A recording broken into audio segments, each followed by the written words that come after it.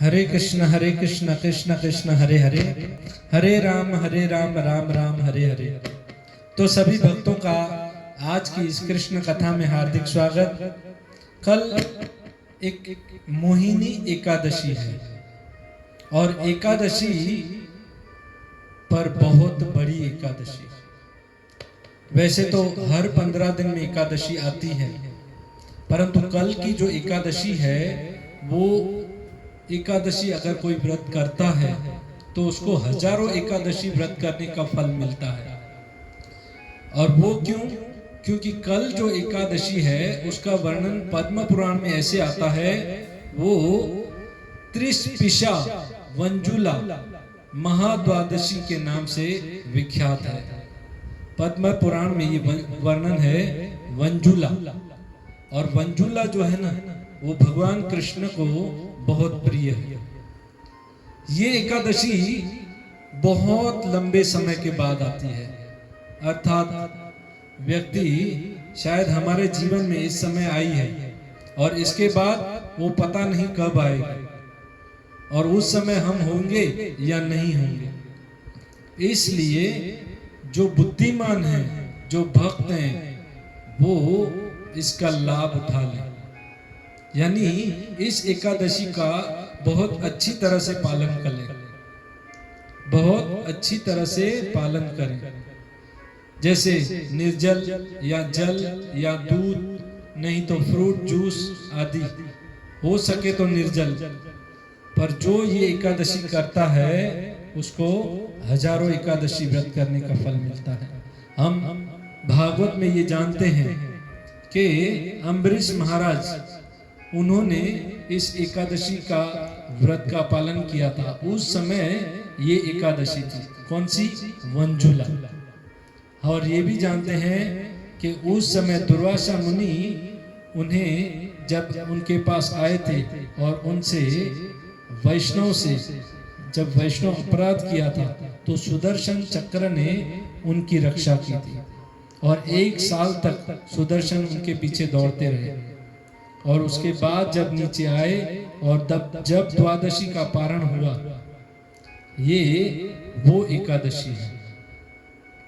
अर्थात इस एकादशी व्रत का पालन करके पूरी रात अगर कोई कीर्तन जागरण करता है और दूसरे दिन द्वादशी का पारायण करता है तो निश्चित रूप से उस पर भगवान की विशेष कृपा प्राप्त होगी। उसे उसके अकाउंट में कृष्ण कृपा का खजाना आ जाएगा। अब कथा इस प्रकार है कि सतयुग की बात है और सतयुग में रूपमांगत नाम का एक राजा रहता था और उस समय उसके राज्य में सब सुख सुविधाएं थी, परंतु उस समय उसका जो राज्य था वो इतना सुंदर था, इतना सुंदर था।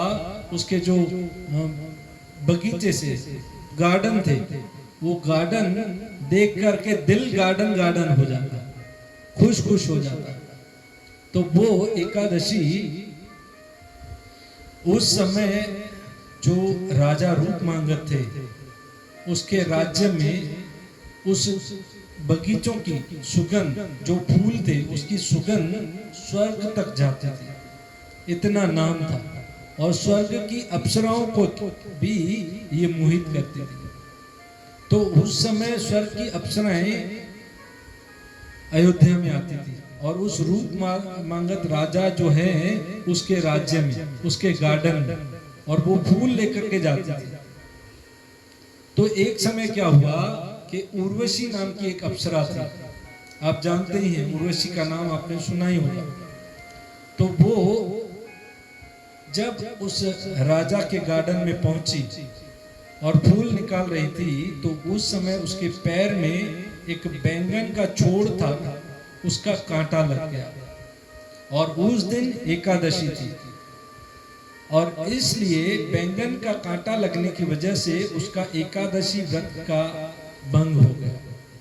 देखिए भक्तों, एकादशी के दिन तो बैंगन नहीं खाना चाहिए और अनाज भी नहीं खाना चाहिए, पर ऐसा शास्त्रों में कहीं वर्णन भी है कि बैंगन भी न खाना चाहिए। पर एकादशी के दिन तो बैंगन नहीं ही खाना चाहिए। तो एकादशी के दिन उस बैंगन का कांटा उस अप्सरा उर्वशी को लगा तो उसकी एकादशी भंग हो गई, जिसकी वजह से उसके पास जो स्वर्ग में जाने की शक्ति थी यानी उड़ने की, वो तपस्या शक्ति समाप्त हो गई।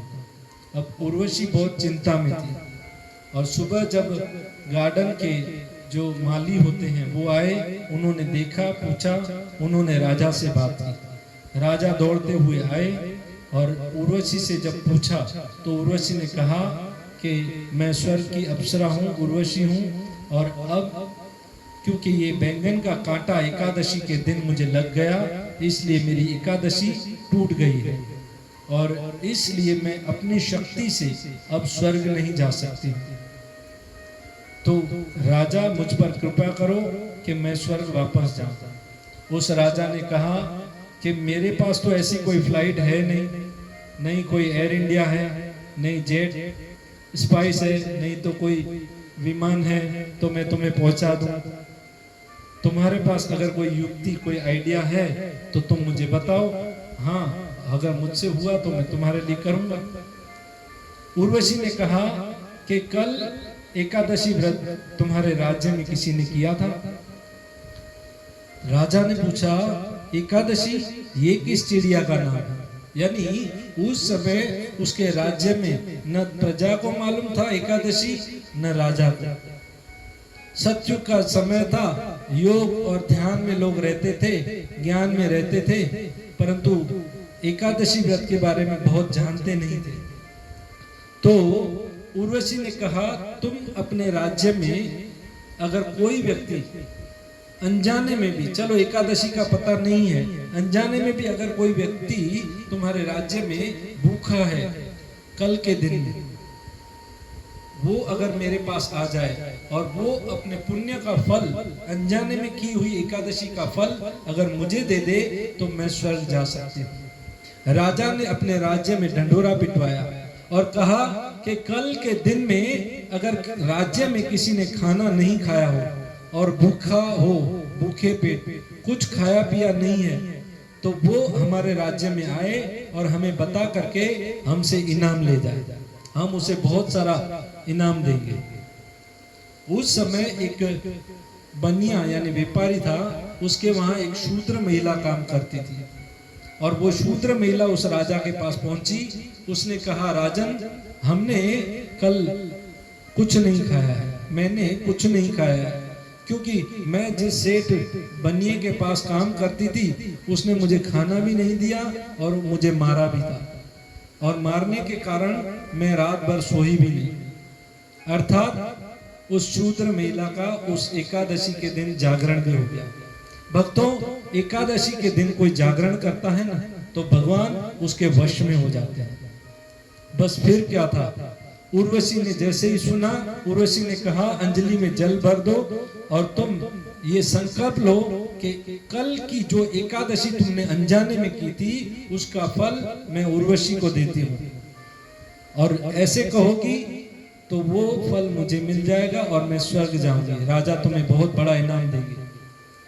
उस शूद्र महिला ने ऐसे ही किया और उर्वशी के पास स्वर्ग में जाने की शक्ति आ गई और उर्वशी स्वर्ग पहुंच गई। राजा देख करके बहुत आश्चर्यचकित हुआ, प्रजा भी बहुत आश्चर्यचकित थी। परंतु भक्तों, हम उर्वशी को तो जानते ही हैं, उर्वशी का नाम सुना है। एक बार उर्वशी जब एक रास्ते से आ रही थी, उसी मार्ग से नारद मुनि जा रहे थे, तो नारद मुनि ने जब उर्वशी को देखा तो रास्ता बदल दिया कि कहीं मैं माया में फंस न जाऊं, और उर्वशी दौड़ते दौड़ते नारद को आकर के पकड़ने लगे। नारद मुनि, हे ऋषिवर, ये क्या दिन रात भक्ति, ये वो सब भजन कीर्तन कथा, हमारे साथ भी कुछ समय बिताओ, हम तुम्हें बहुत प्रसन्न करेंगे। नारद मुनि ने कहा, ये हड्डियों का, ये चमड़ियों का, ये मलमूत्र का थैला मुझे क्या प्रसन्न करेगा। जो विवेकी और संत साधु पुरुष होते हैं ना, जिनकी इंद्रियों पे कंट्रोल होता है, वो स्त्री को तो ऐसे ही देखते हैं और नारद मुनि ने जब उर्वशी को ऐसे कहा कि तुम तो एक हड्डी मांस मलमूत्र का थैला हो, मैं तुम्हारे पीछे आने वाला नहीं हूं, तो उर्वशी ने उस समय अपना पेट चीर करके दिखाया, तो उसके अंदर चंदन, कस्तूरी और अनेक अनेक सुगंधित केसर आदि वस्तुएं थी। ये देखकर के नारद मुनि आश्चर्यचकित हो गया। उर्वशी ने कहा, मैं इस भौतिक संसार की साधारण महिला नहीं हूं जिसके अंदर मल मूत्र और मांस हड्डी हो। देखो मेरे अंदर कितनी दिव्य वस्तुएं हैं। और तब नारद मुनि ने कहा, माते मुझे अगर पता होता तुम्हारे शरीर में ये नहीं है, पहले अगर पता होता तो मैं तुम्हारे ही गर्भ से जन्म लेता। वाह मेरी माँ, तुम धन्य हो। जैसे ही माता कहा तो उर्वशी उधर से भाग गई। यानी कहने का तात्पर्य कि उर्वशी इतनी सुंदर है और इतनी सुंदर अप्सरा थी, स्वर्ग से वापस आई थी और उसका बैंगन के कांटे से उपवास टूट गया और किसी ने उसको एकादशी का फल दिया और वो वापस स्वर्ग चली गई। उस समय रूप मांगत राजा ने बहुत उसको आश्चर्य लगा और उसने ये ऐलान कर दिया कि आज के बाद इस अयोध्या नगरी में हर व्यक्ति 8 साल से 85 साल तक की उम्र का व्यक्ति एकादशी व्रत पालन करेगा। अगर नहीं करेगा तो उसे मौत या कड़ी से कड़ी सजा, कड़े से कड़े कानून में उसको जेल में डाला जाएगा। इस प्रकार उस समय अयोध्या नगरी में सभी एकादशी व्रत का उपवास करने लगे।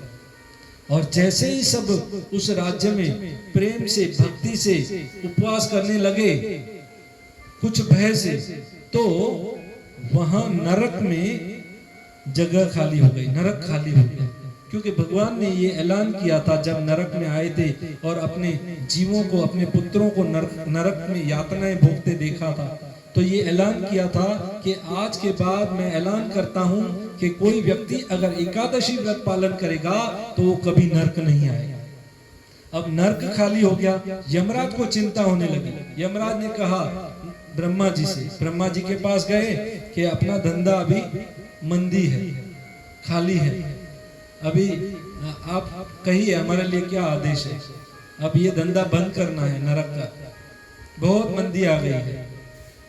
तो ब्रह्मा जी ने कहा तुम चिंता मत करो, अभी कलयुग आने वाला है, अभी कलयुग में ग्राहकी खुलेगी, बहुत फुल ग्राहकी होगी, क्योंकि कलयुग में लोग मांस, मटन, अंडा ये वो खाएंगे, दारू पिएंगे, जुआ करेंगे, पर स्त्री संग करेंगे, और व्हाट्सएप और मीडिया और टीवी और इंटरनेट वो लोगों को दिमाग खराब कर देंगे, वो तो उन्हें नरक की तरफ ही ले जाने वाली है। तुम चिंता मत करो, हमारी ग्राहकी खुलने वाली है। पर फिर भी यमराज के कहने पर जब बहुत आग्रह किया यमराज ने, तो ब्रह्मा जी ने एक अप्सरा जिसका नाम था मोहिनी, उसने रूप मांगत राजा के पास भेजी मंदराचल पर्वत पर। और जब मंदराचल पर्वत पर रूप मांगत राजा जो जा वो शिकार करने के लिए गया, तो उस समय उस पर मोहित हो गया। पर मोहिनी ने कहा कि मैं तुम्हारे साथ तभी चलूंगी जब तुम मेरी एक शर्त जो मैं कहूं वो करोगे। राजा काम में इतना मोहित हो गया, उसने हर शर्त मानने को तैयार हो गया, यानी हर शर्त के लिए तैयार हो गया कि तुम्हारी जो इच्छा होगी वो पूरी करूंगा। बस फिर क्या था, दोनों पहुंचे अयोध्या। अयोध्या में कुछ समय के बाद जैसे एकादशी आई, और एकादशी के दिन राजा ने अयोध्या में ढंढोरा पिटवाया कि कल एकादशी है और एकादशी व्रत का पालन करना है। ये जब मोहिनी ने सुना तो मोहिनी ने उस समय राजा से कहा कि अब मुझे वक्त आ गया है कि मैं वो वस्तु आपसे मांगू।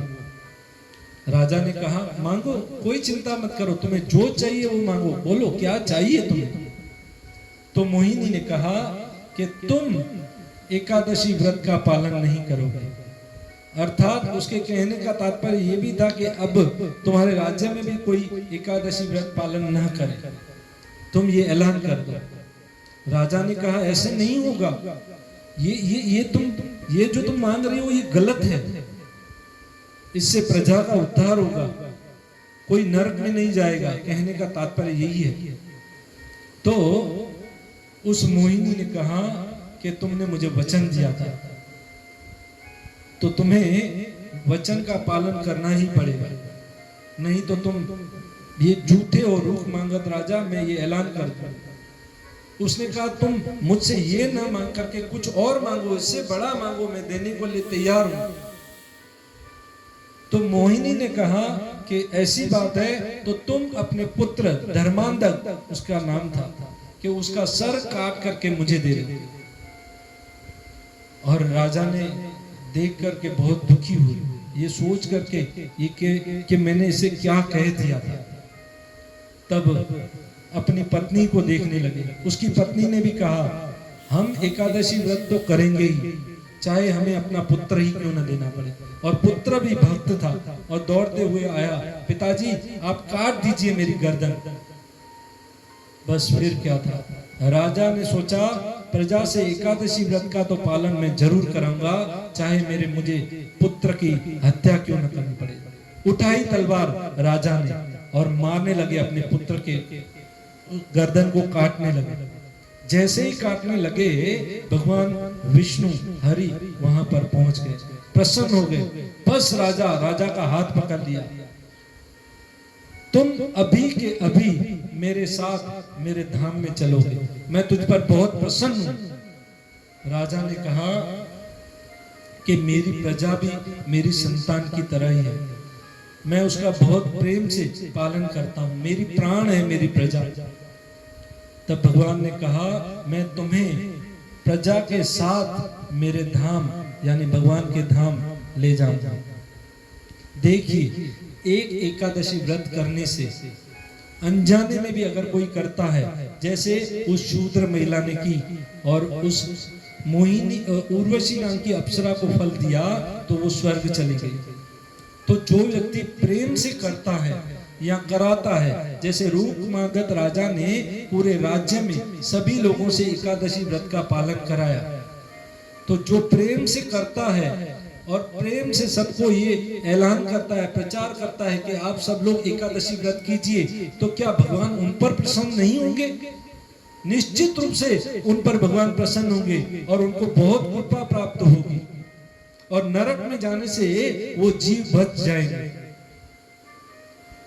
इसलिए आप सबसे प्रार्थना है हाथ जोड़ करके कि आप सभी भक्त एकादशी व्रत का पालन कीजिए।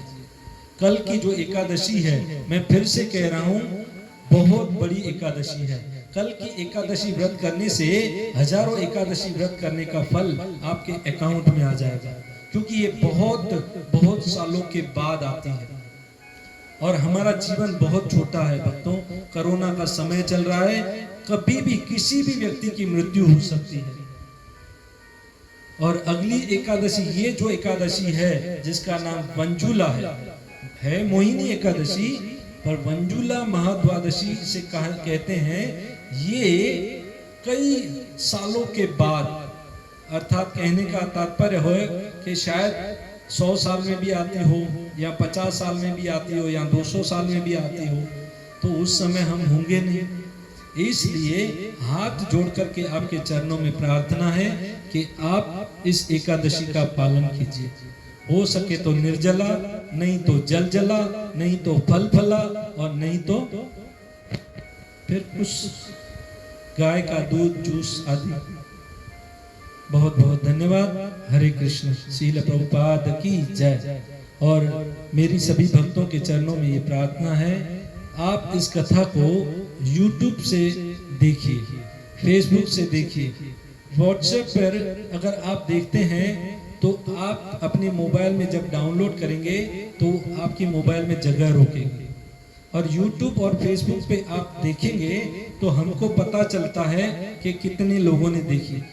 और WhatsApp पर भी हम भेजते हैं लगभग 1500-2000 लोगों को, परंतु हमें पता नहीं चलता है कि कौन सुन रहा है कौन नहीं सुन रहा है। अगर WhatsApp पर आप सुनते हैं तो कम से कम हमें हरे कृष्ण लिखिए, तो हमें पता चलेगा कि आपने आज की कथा सुनी।